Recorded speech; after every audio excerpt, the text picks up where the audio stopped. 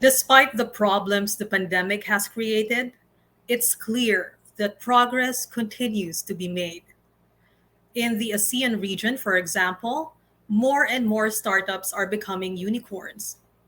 This development is driven by factors such as robust private equity funding, as well as the rise of the middle class.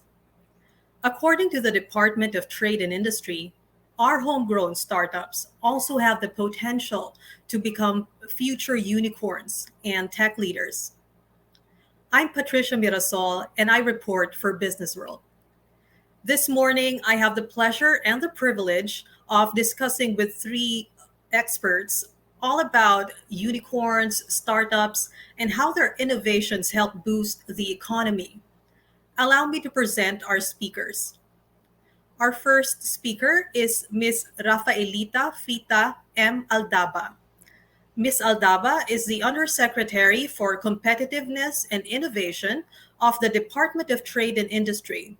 She serves as a member of the Board of Governors of the Philippine Board of Investments, and she also fulfills a key role in the formulation and implementation of the Inclusive Innovation Industrial Strategy, or I3S, which puts innovation at the heart of the country's new industrial policy. Good morning, Ms. Fita. Good morning, and thank you so much for allowing us to share our programs as well as the policy directions of government, especially in terms of growing unicorns and strengthening. Of course, the basic requirement really is for us to strengthen our startup and innovation ecosystem. Well, I would like to start first by are my slides being shared already? Kathy. Yes po. Okay, thank you.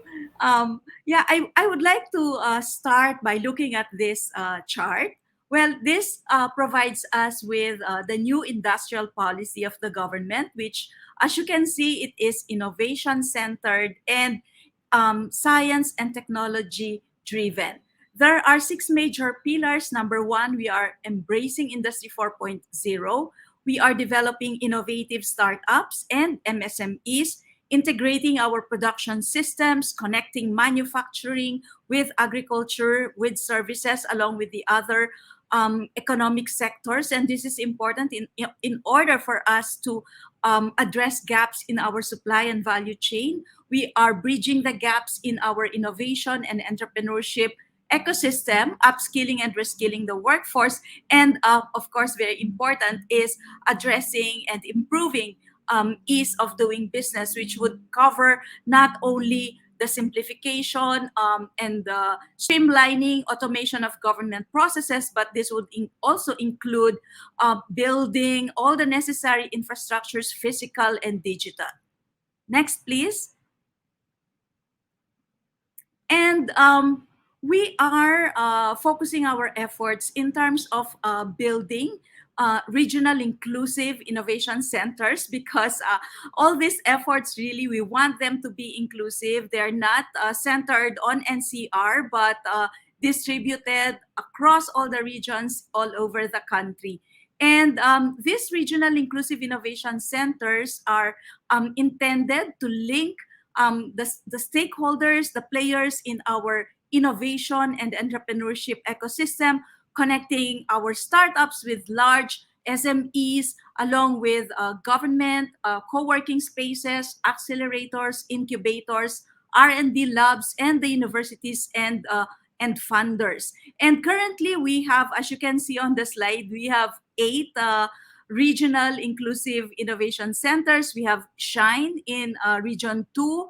We have also Thrive in Region 3, also Link in Calabarzon, Bridge in Bicol. We have the startup ecosystem is also present in Region 7, in Zamboanga as well, in Cagayan de Oro and Iligan. There are 2, Orobest and Iligan Rice, and of course in Davao we have iStrike.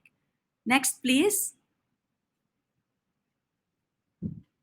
here is a picture of our startup ecosystem. There are over 700 startups with over 35 incubators and accelerators, 40 plus venture capitalists, and over 200 co-working spaces. And just to mention as well, in 2021, our ecosystem raised 1.03 billion US dollars in terms of funding, and this represents a 179% increase over 2020. Some notable startups would be those in the fintech area. Mint, for example, is already reached a double unicorn status in November 2021. And then there's Voyager Innovations as well. This is Paymaya, which was able to raise 210 million US dollars last year. And then there's also Kumu already having Series B funding with 73.6 million US dollars, and Grocery with 77.5 million US dollars. Next, please. So in the next slide, we can see the structure of our startups. Over around 34% are actually in the digital services space, 19% in fintech, and 7% in e-commerce. And in terms of funding, over 50% are still in seed level funding, 22% in pre-seed, and 13% in Series A. Next, please. And let me also mention some of the policy reforms that were really instrumental in terms of creating an enabling environment. We have the Ease of Doing Business Act, which aims to streamline the current systems and procedures, regulations of government services. The Philippine Innovation Act, of course, which formed the National Innovation Council and also allotted 1 billion pesos to support the growth of our innovation ecosystem. There's also another important legislation, the Innovative Startup Act, which is providing benefits also through funding from the government in programs to be implemented by DTI, DOST, as well as the DICT. And then there's also the One Single Corporation. With this particular revision in our corporation code, one person or single corporations could already be formed, and the requirements are simpler than compared to the other forms of establishments. And then another crucial one, which I think I should mention, is BSP's digital payments transformation roadmap, the goal of which is to convert half of our financial transactions to digital by 2023. Next, Kathy. And in terms of our goals, we are growing the number of startups in the country. This is really important in order to accelerate growth. Also, the focus is in terms of increasing early stage funding, building the quality of our startup founders, as well as expanding global connectedness. Next slide. Well, in the next slide, this would just cover some of the more important programs being implemented by three government agencies. That's DOST, DTI, and DICT. Well, for DOST, I'd like to mention their program on offering incubation services. So these are being implemented by TBIs, which are present across different regions in the country. And then also the Startup Grant Fund program, providing funding to innovative startups to help them conduct their R&D. And then next one would be from DICT. DICT is developing our startup Philippine website, and DICT is also planning to implement several programs consisting of innovation studios, also a startup grant fund program, and the creation of the Innovation Network. The next one is for DTI. We have three major programs to support startups. There's the idea, also advance for the more advanced startups. The idea is for startups already with minimum viable product, and then the global acceleration program, which aims to immerse our startups in global ecosystems. Next, please. Lastly is the Startup Venture Fund. This is a 500 million fund which is being implemented both by the DTI as well as the National Development Company. The next one is well, this just provides us with a picture of all the programs that I've mentioned being implemented by the three government agencies. Sorry, this is a bit messy, but this is just to show how our programs are addressing the different needs of our startups along the different stages in their life cycle. The yellow ones are DOST, the no, sorry, the yellow ones are for DICT, light blue ones are for DOST, and then on the right most side, these are from the sky blue colored boxes. Those are being implemented by the DTI. And then at the bottom, you would see again the orange programs in the orange boxes, which would cut across the various stages. And lastly, let me also mention about our AI roadmap, which was launched last year. This is important as a catalyst for MSME digitalization. The plan is to put up a national center for AI research in order to accelerate the innovation and MSME digitalization using artificial intelligence. I think I'm going to stop here and I'll just elaborate on the different programs in the discussions later. Thank you. Thank you, Ms. Vita. I'm personally happy to hear about the RIICs and also the AI roadmap. I'm thinking that this will really further progress in the Philippines, especially in the provinces. Let me introduce now our second speaker. She is Miss Ana Irmina Minet B. Navarrete. Ms. Navarrete is the co-founder and president of Kickstart Ventures Incorporated. She is a senior vice president at Globe Telecom and a member of the board of directors of AdSpark, Globe's digital advertising subsidiary.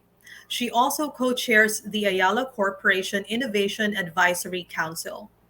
Prior to joining Globe, she held CEO and COO positions in various industries, ranging from scrappy Philippine startups to iconic global companies. Good morning, Miss Minette. Morning, Pat, and thank you for having me. It's a really interesting time. It's a great time. I love the topic, transforming Philippine startups into unicorns. Um, and it's really interesting to listen to Yusek Fita lay out the roadmap. I have one slide to share, if we can put it up, um, which I think syncs quite nicely with what the Philippine startup ecosystem, whether public sector, private sector, is doing. And I want to talk a little bit about how Kickstart Ventures is looking at how we grow startups from the Philippines and from elsewhere in the region into unicorns. Some of you might have been around in 2012 when we launched our first fund, and you will see that in the upper left hand side of the slide when we talked about digital adoption for consumers and businesses. And remember, in 2012, we didn't have even a quarter of our population on the internet um, with private broadband. We didn't have a lot of smartphone penetration, but we knew that this was coming, and so launching a fund to invest in Philippine startups that would help consumers and businesses transition from the regular way we do things, traditional business models, manual processes, to digital. By creating companies that offer these products, we also help consumers and businesses set themselves up for the world that is coming. In 2015, we launched a bigger fund, a $50 million fund, to make investments in telco and media and associated technologies. So, classic PMP. So, at this point, we're looking at not just digital experiences, we're looking at digital solutions. Um, the fund that most excites me, I guess, the newest fund, our third fund called the Active Fund, which we launched in 2020 together with Ayala Corporation, Bank of Philippine Islands, Globe Telecom, AC Energy, AC Industrial. And this time we move from having themes around consumer and business or tech, telco, media tech, and we're looking at the future. And I think a lot of that, when we talk about roadmaps, that's a map to the future that we want for our country, for our region, for the world. So in our third fund, we really focus on three visions of a future, a thesis about what the future is going to be, or a future that we want to build. So we talk about the frictionless future, which is the future of data and how data moves smoothly, safely, efficiently, helping us make decisions, helping us make transactions and money transfers. We talk about the theme called From Automation to Augmentation, the future of work.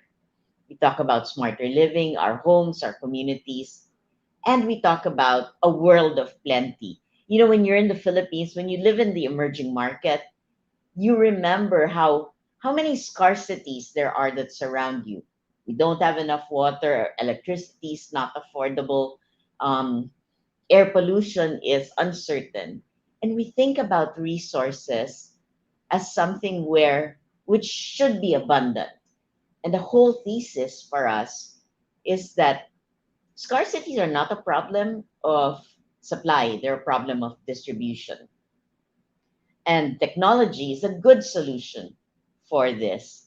So when we think about transforming Philippine startups into unicorns, I think the first thing we want to say is we want to remove the pressure of becoming a unicorn. What we want to focus on is creating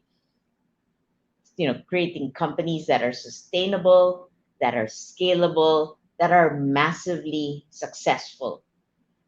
When you think about the Philippines, we have done this before.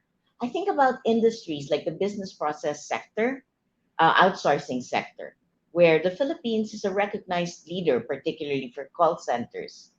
I think about companies like Jollibee and Integrated Microelectronics, IMI, that have expanded globally from a Philippine base. I think about business houses like Ayala that have lasted for 188 years and are still investing, still growing, still hiring more people. So the Philippines has succeeded at creating and supporting industries and companies that solve real problems, created jobs, served employees and customers and shareholders and communities. I think we can do the same thing. Remember that this was done through a concerted effort of government and private sector. There was such a lot of collaboration, coordination, and investment in the 1990s for the Philippines to be a BPO powerhouse. Today, there is the opportunity for us to take the talent, the startups, and build a globally competitive industry for ourselves. And yes, to transform Philippine startups into unicorns.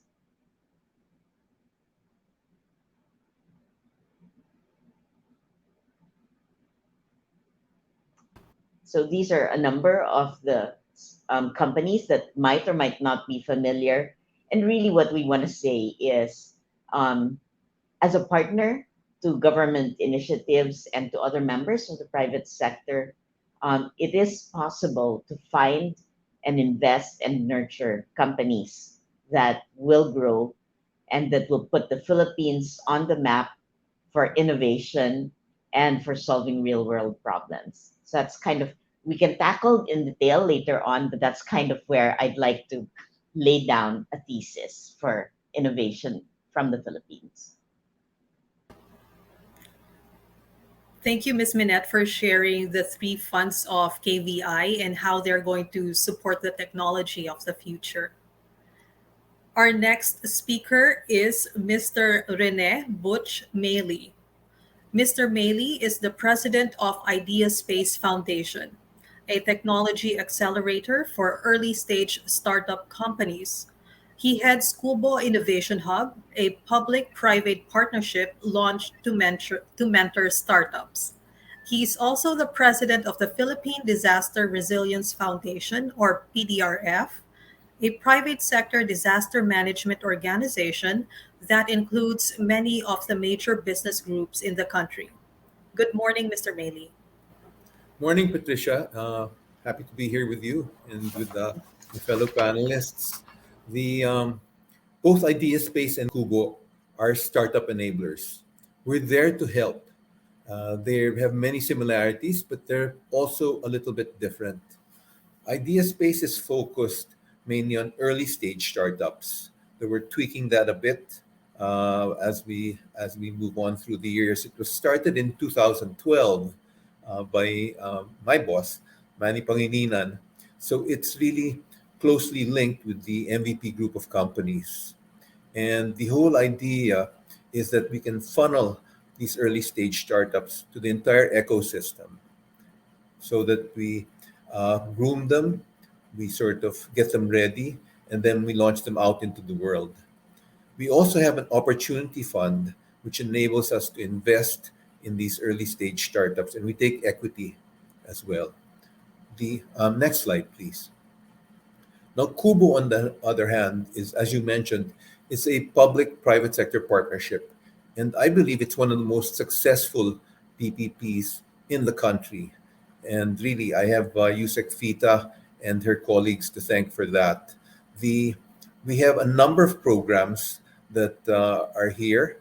We have free Wi-Fi, free space for startups. Our events are open to all.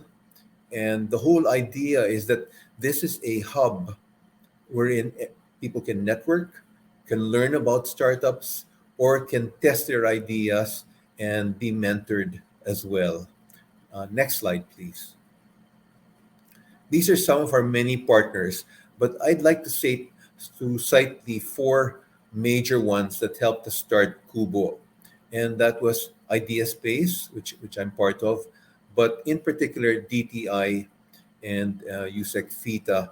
They provided a space for us. I invite everybody to visit it. It's on the ground floor of the DTI building on Jupiter Street. We transformed it into a little slice of Silicon Valley. So if you get a chance to visit, please do. We have open events for everybody. The other partners that made it possible were JP Morgan and DOST in particular, which provided some of the funding. So we're proud of what we accomplished. It's 5 years old, and we'd invite you all to visit. Next slide, please. These are some of our programs, and it really covers everything from basics, which people are new to. If they're new to startups, this is where they can learn the basics on how to start a company and what you need to be successful. We also have what we call these kulitans, wherein we get industry um, experts to speak to the different startups and the audiences. We have international programs, for example, with countries like Hungary and, in particular, Israel, which calls itself the Startup Nation, in which they showcase what they're doing and we get to showcase what our startups are doing. So, this is one area that's open to everybody, and so please do try and visit, and please link up with IdeaSpace as well, because we've got a signature flagship program which we run every year, in which we pick from up to 10 startups that go through a 4-month program. and then graduate, and then we take equity in the best of them. Next slide, please. Now, this is the topic for the day. I'm optimistic about unicorns. I mean, I haven't seen one in particular. I mean, they're hard to find. I mean, Mint is there. There are others that are on the horizon, but I'm hopeful. This is something that if even a few of these companies turn into unicorns, it's going to lift all boats. We're all going to benefit, and that's a great thing about the startup ecosystem, is that somebody's success is a success for everybody. We're all in it together, because the more successes we have, the more investors are going to come in, the more young people are going to want to start their own companies, the more companies are going to go public. So it's a virtuous cycle. So I'm looking forward to today's discussion and to searching for that elusive unicorn. Thank you. Thank you very much, Mr. Maley. I'd love to visit that little slice of Silicon Valley in Jupiter Street. Sure, we serve beer and pizza on occasion. But, you Okay, can call me cool. Butch. Call me Butch. Okay, Mr. Butch. All right. Okay. Welcome again, everyone, to and let's start our panel discussion now. How about we start our discussion with a question about camels? Because earlier, Miss Fita mentioned unicorns, and then Miss Minette mentioned taking off, removing the pressure of becoming a unicorn. There's also this term camel. A camel is a startup that is able to thrive and survive a crisis such as a war or a pandemic, even without a high value, well, sky high valuation. I wonder if, Ms. Fita, I wonder if it's also a good idea for the country to focus on camels as well as instead of, well, apart from unicorns, we should also, do you think we should also focus on camels, developing them?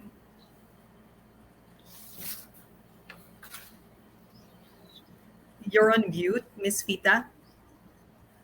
Sorry. Yes, yes, definitely, Pat. What we want is really a more balanced growth, building for the long term, and then deepening, diversifying for resilience. And camels can not only survive market shocks, but they can also grow and thrive in good times and in bad. Companies like Amazon and Zoom were once camels, and as we all know, they are now worth billions of dollars. And so resilient companies thrive and they can last long in the market.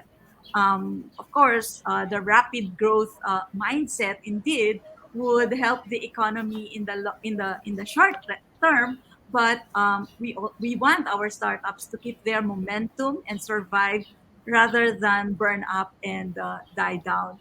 But whether we're talking about camels or we're talking about unicorns, still we really need to focus in terms of building the foundation, ensuring that we have a robust startup and an innovation ecosystem.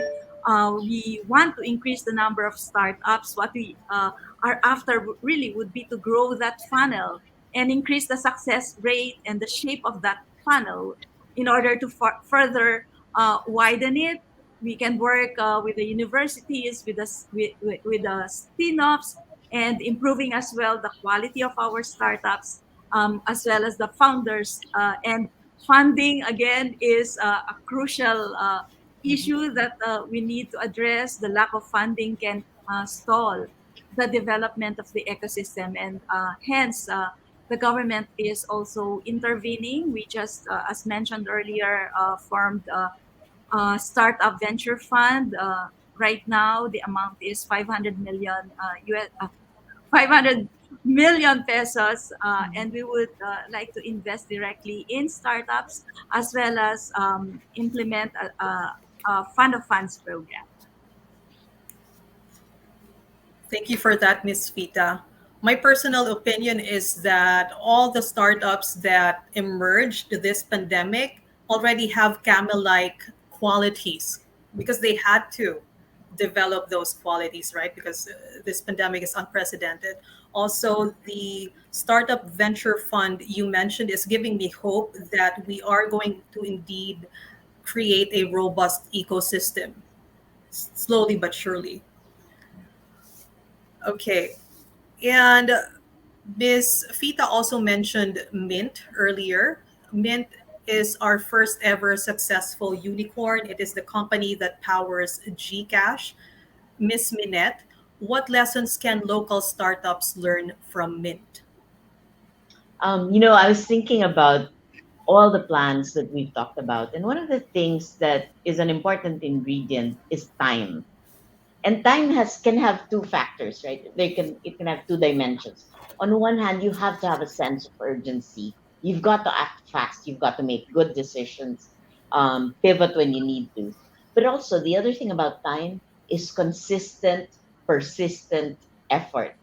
And Mint is not an overnight success. Mint is something that literally was designed on the back of a napkin Oh, 14, 15 years ago. And we made investments in it, or the company, Globe, made investments in it during a time where very few people were using it. In fact, it was designed for feature phones, so SMS. And that's an important investment that we cannot understate. Consistent pressure. I think also, and as Yusek Fita indicated, there are things that we can do as an ecosystem, both public sector and private sector, that will support both unicorns and camels.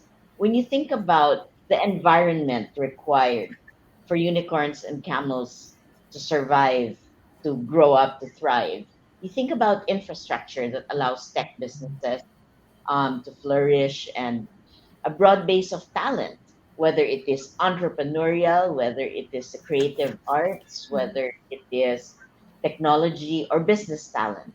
We need to create pathways to innovation from all these sectors.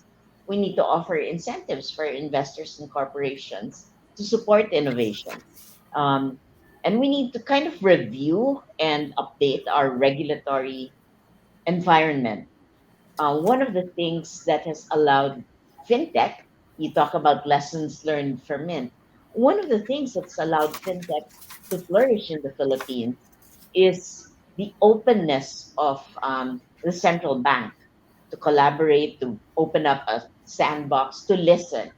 We have many companies where the founders tell us about how open-minded, how good for dialogue the central bank has been all the way from 2012 when we started out to today. So I think this big vision of a digital ecosystem, probably building from fintech, but hopefully going into health, hopefully going into private finance, hopefully going into retail, e-commerce. There's a lot of opportunity if we can learn the lessons from the past and keep going over a long period of time, surviving the droughts and the periods of difficulty. oh, okay. Wow. I didn't know that mint was conceived at the back of a napkin so many years ago. That's so intriguing.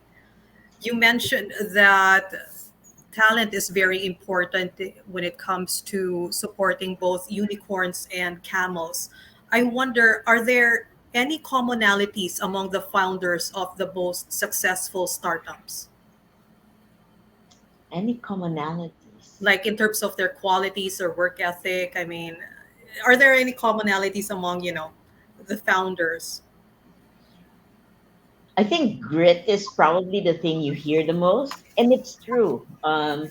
Many of the founders that we've seen would have gone through a near death experience. They lose a major client, or they have a technical problem and they take down the payment gateway. They run out of funds, or they nearly run out of funds.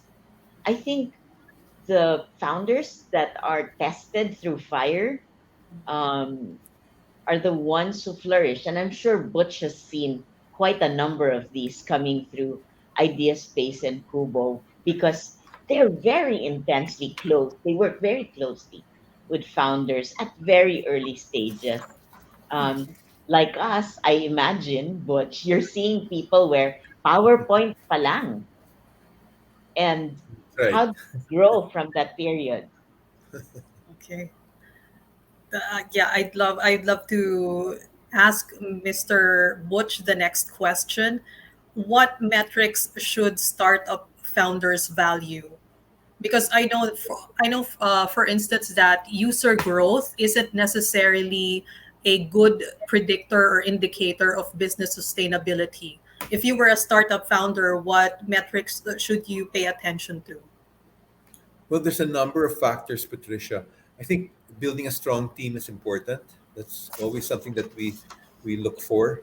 Your business model is important, and I've seen that business model can evolve. No, we've seen startups begin with one idea, and then they pivot to other ideas, and it's those teams that are flexible, that are not necessarily wedded to one particular idea, but can pivot to others and be flexible. I think that's another quality that's important. Now, just going back to doing my own pivot back to that question about camels and unicorns, I think we all want the unicorn because unicorn success, as I said, it helps everybody. But camels might be more practical. They're easier to build. They're more resilient. And the I think one difference between camels and unicorns is that unicorns have this need to grow so fast. So they're emphasizing growth almost at all costs, while camels are more focused on profitability.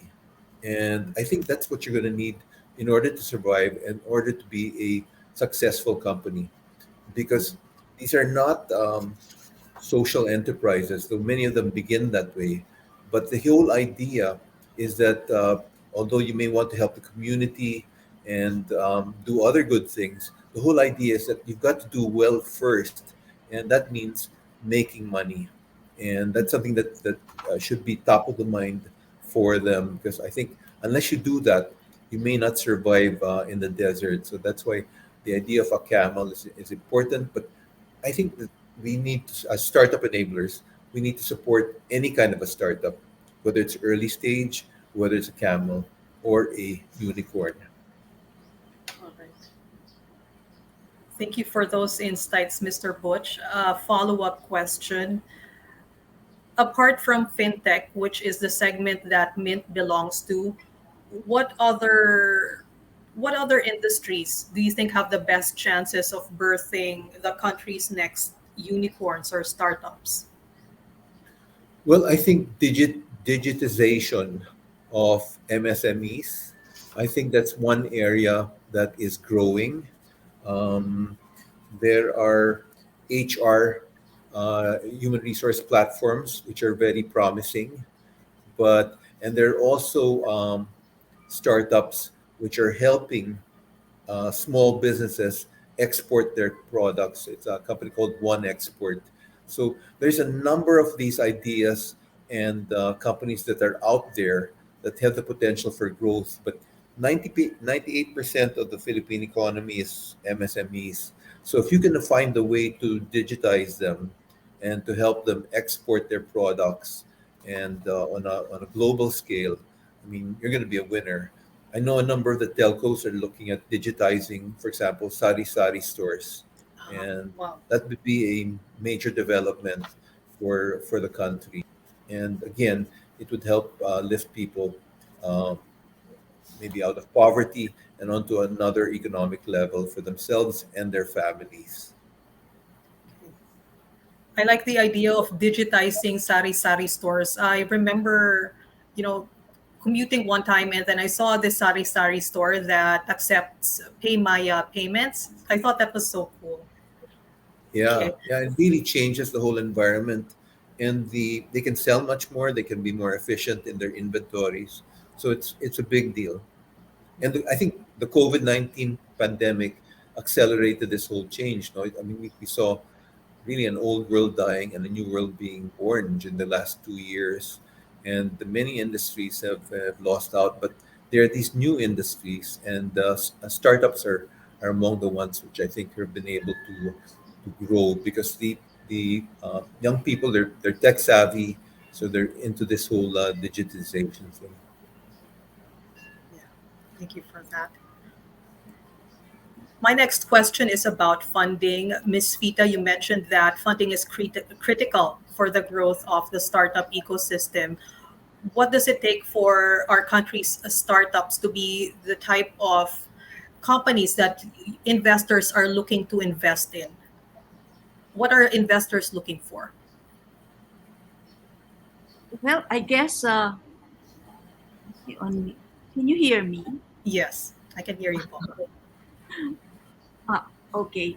Um, well, I think some of the characteristics have both been mentioned by Butch as well as by Minette.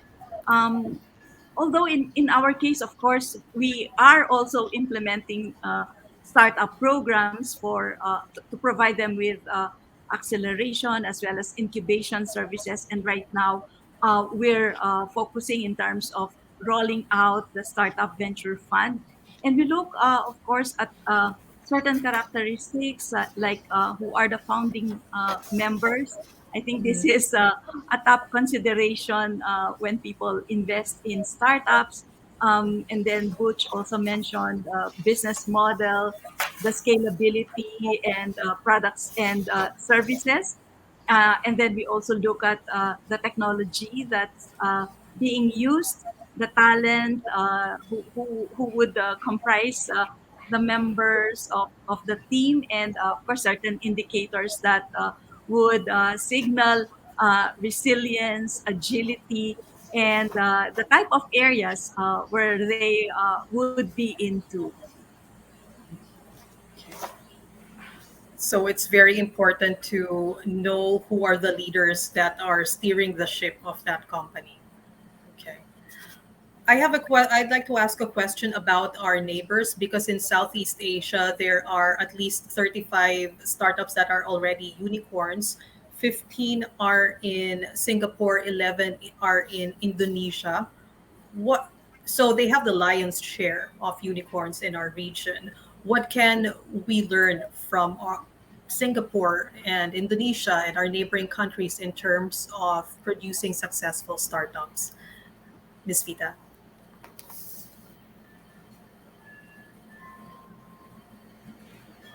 Miss Vita. Oh, can you repeat the question, Pat? Sorry. Okay. All right, no problem.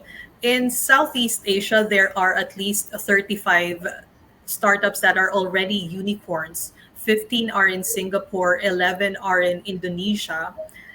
So they both countries, both Singapore and Indonesia, take the lion's share of the number of unicorns that we have in Southeast Asia. What can we learn from them?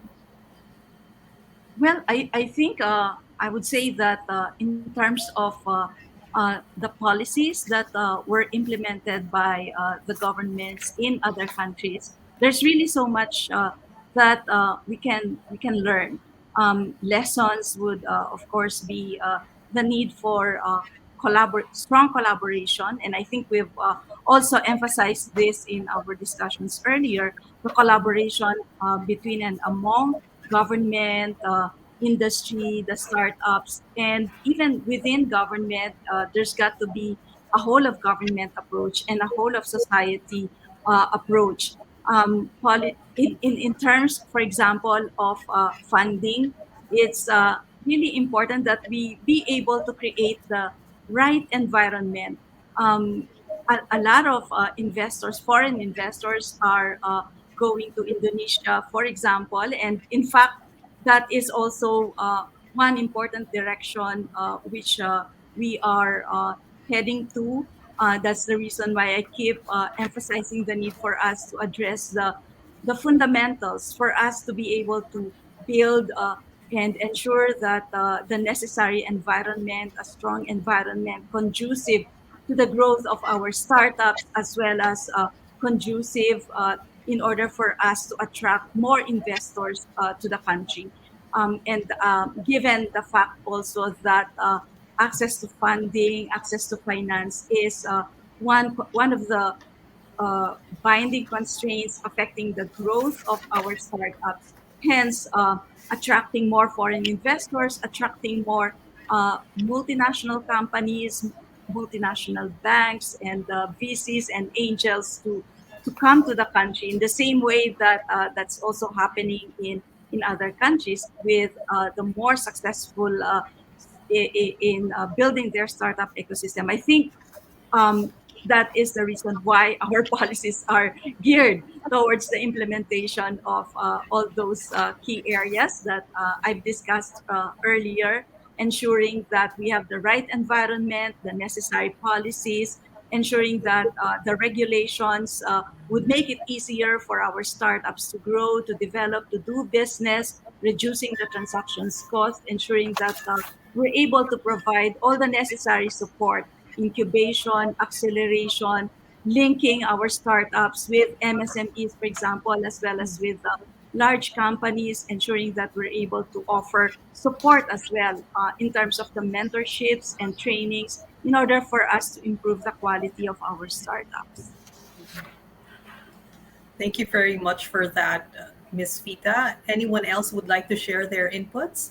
Oh, I want to add, Okay, yes, um, please. one of the first metrics that investors will ask about is TAM, the total addressable market. And that's the market in terms of the size of it, the momentum. Is it a growing market or is it declining? What is the quality of the market? What is the potential? Unicorns grow within an environment, and we are fortunate that the Philippines has many of the essential market characteristics in place already for a unicorn to thrive. We've got a good consumer market, sizable enough, not as big as Indonesia, but sizable. Um, and I remember an investor from Israel saying Israel is a market of 8 million people. Philippines is a 112 million population. We've got a young demographic sector, high mobile and broadband penetration, and an openness to trying new things.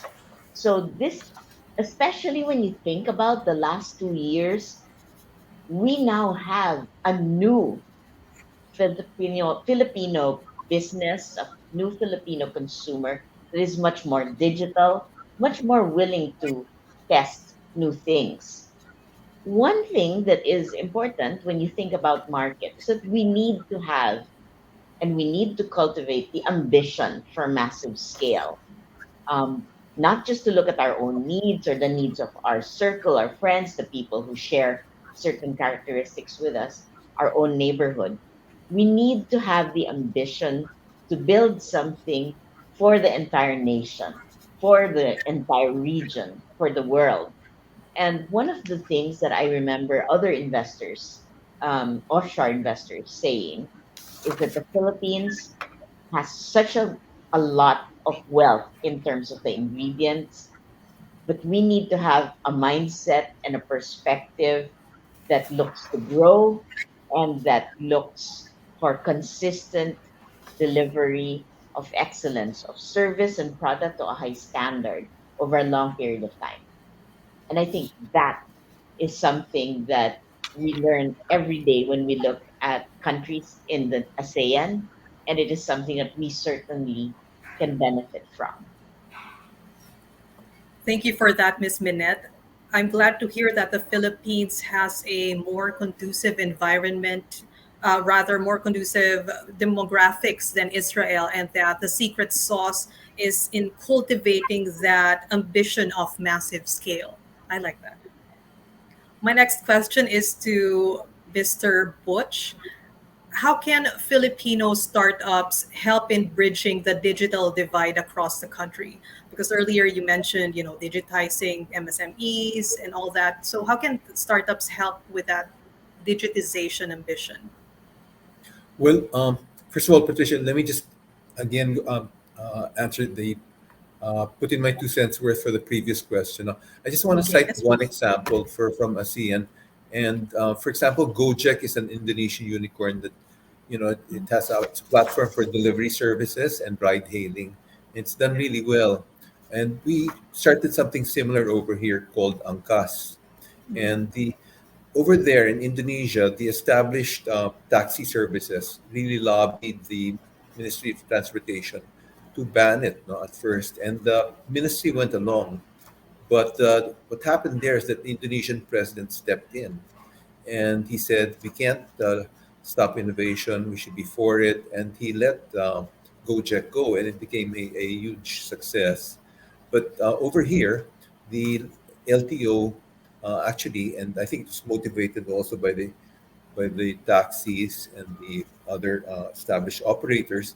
They stopped Angkas. No, they made things very difficult for them.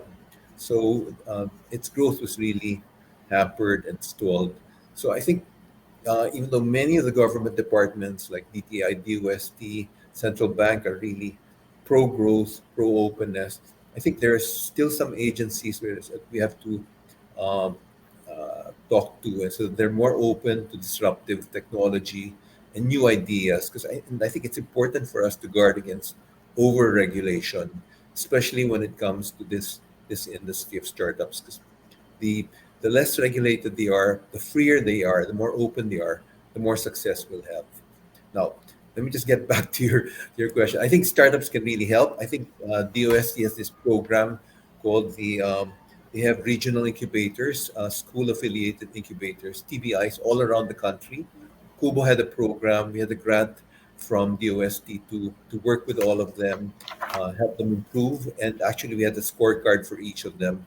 And these incubators are crucial because they serve as catalysts in the provinces where they're really needed, in Palawan, Batangas, Iloilo, all over.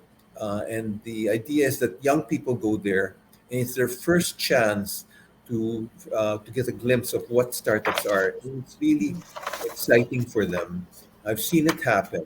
So the more we can support these regional incubators and have them become part of the startup ecosystem, I think the better off we'll be. Yeah, I think Butch makes excellent points, and I love listening to you, Sekfita, talking about a whole of government approach and a whole of society approach. Um, we have to think about our country as part of a global um, universe and to pull ourselves up and have a look and to look at the data to guide us. There have been over the years really good public sector, private sector partnerships, and we have seen where we've risen in the rankings globally.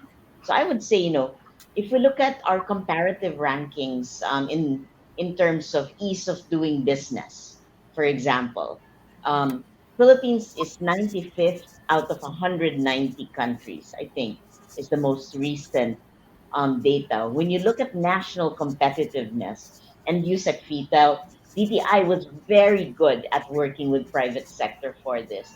And we rose in the competitiveness rankings. I think today we are 64th out of 140 countries. We need to improve our placement, our ranking in the Global Corruption Perceptions Index. The Philippines is currently at 117 over 180 countries.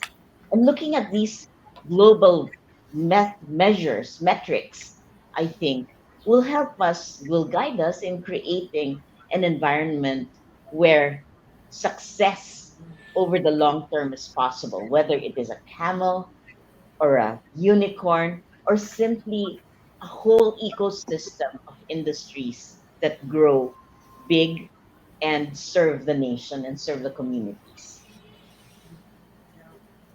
Thank you very much for all those inputs, Mr. Butch and Miss Minette. I agree that we need to support regional hubs because we can't just develop Metro Manila and Metro Cebu and Metro Davao. We also have to develop the rest of the archipelago. There are so many outlets, so many promising talents and ideas out there. They just need to be supported. Also, I agree that we need to stack ourselves up against international standards because we are truly a global village nowadays. Okay. Now we are at the end of our panel discussion. Perhaps I would like you would I would like to ask all of you for your closing statements. What are your key takeaways from this discussion? Let's start with Mr. Butch and then Miss Minette and Miss Fita. Thanks, Patricia. I think one of the major things is that the point that Yusek Fita made, no, the Innovation and Startup Act is a great law. It contains a number of great provisions. The idea of startup eco zones. We love to have Kubo become a startup eco zones. The idea of DICT, DOST, TTI, all having their own funds for startups and the ability to make significant grants, that's going to transform the whole startup community. The idea that DTI and NDC, National Development Corporation, will have their own venture funds, that's going to help the startup ecosystem. The idea that visas will be made easier for foreigners to come and work here or to help start companies, I think that's going to help as well. And there's even a provision in that Startup Act that calls for more travel to help people, startups, travel to different countries. I think that's going to broaden their horizons and again help them be successful. So I think we need to implement that law because it can change the whole landscape for everybody. The other thing is that I think we have to do a bit of a culture change for Filipinos, and I'm part of that too. I think there's been an aversion to entrepreneurship. There's always been this tendency, and I think that's been going on for many years, to really just play it safe, not to be a segurista. And we hear this time and again, okay ka na dyan, huwag ka na umalis. So I think we need to cultivate a new type of culture where it's okay to take a chance, where it's okay to fail and to start again. And I think that's really important in terms of startups because if we can get that entrepreneurial mindset that you don't have to go abroad to be successful. You don't have to work for a big company to be successful. You can start your own company and create wealth for yourself, your employees, and the country. And that's a message that we're trying to spread at Ideas Based in Cubo.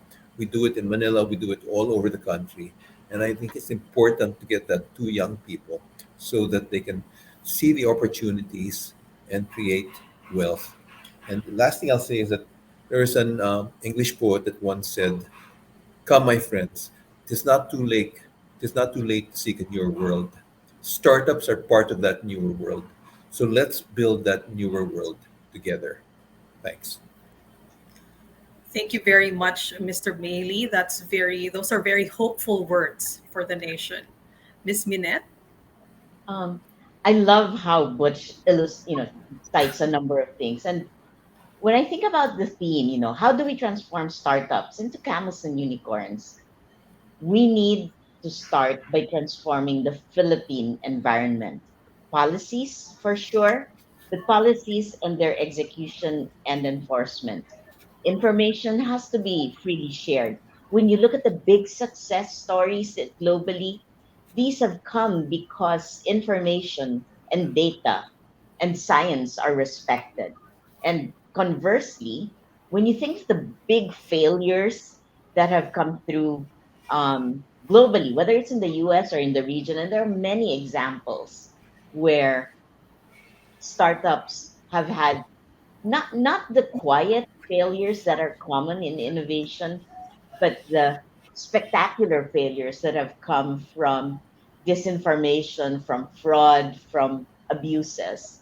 We need to make sure that we create a culture, a talent base, and practices that will support innovation, that will support sustainable business, that will support a diverse range of talents. The Philippines has done this before. We went out and we competed in the 1990s for the BPO industry and we made it. We succeeded. I think today we need to transform ourselves again, deliver the next act, reposition the country, its talent, its people, its processes, its systems. We can be an innovation hub in the region. And it starts with all of us working together. Thank you very much, Miss Minette. I love those words. So we can be an innovation hub for the region too. Miss Fita? Yeah, yeah, and I fully agree with both Minette and Butch. And let me also mention, since Minette a while ago mentioned the global rankings on ease of doing business. At the same time, we have the Global Innovation Index, which it's a metrics that measures our position vis-a-vis other countries. And these metrics also include our performance in terms of growing our startup ecosystem. And did you know that our ranking, our performance has actually improved over the last 6 years? We were number 75 or number 74 in 2016. We were number 100 in 2014. And right now we are number 51. And in fact, over the last 3 years, we have been designated as an innovation achiever. And hence, there is already this strong momentum that's happening, particularly given the strong collaboration among the different stakeholders. And at the same time, we know that there are a lot of good opportunities, particularly in the digital space, the use of new technologies in e-commerce, in fintech, in logistics, which I think logistics, for instance, is very important considering that we are a country with over 7,000 islands. And then there's also health, education, in agriculture, in manufacturing, so many applications of these new technologies that could be tapped in order to um, well, eventually, the goal, of course, is to address poverty and inequality in the country. And and hence, with all of this, the Philippines is really primed to be one of the fastest growing digital economies in Asia over the next few years. But as we've said, our startup is still, our ecosystem is still very young, although again, it has shown a lot of significant growth, particularly in the last 3 or so years. And with continuous government support, a whole of nation thrust towards creating an innovative society, I also truly believe that we will be able to create an environment where camels and unicorns can thrive and develop. We also remain committed to fostering the development of the country's startup ecosystem through the implementation of the Innovative Startup Act and the Philippine Innovation Act. The DTI, together with the OST, with DICT, with the NEDA, as well as our partners from industry, as well as from the academe. Kubo is here, Minette is here, Kickstart. We are all working together in fully implementing these legislations, especially towards delivering startup support programs efficiently and being responsive to the needs of our startup ecosystem. Thank you, Ms. Fita. I hope we continue that strong momentum among the different stakeholders. Thank you very much to our speakers for sharing their valuable insights in today's discussion. Ms. Fita Aldaba, Ms. Minette Navarrete, and Mr. Butch Maley. Also, much gratitude to our partner organizations for supporting this session: the British Chamber of Commerce of the Philippines, the Management Association of the Philippines, the Philippine Chamber of Commerce and Industry, and to our media partner, the Philippine Star. And of course, to everyone who joined us today, thank you. Be sure to follow Business World's social media pages and be updated on our next projects. Again, this is Patricia Mirasol, and this has been Business World Insights. Have a great afternoon.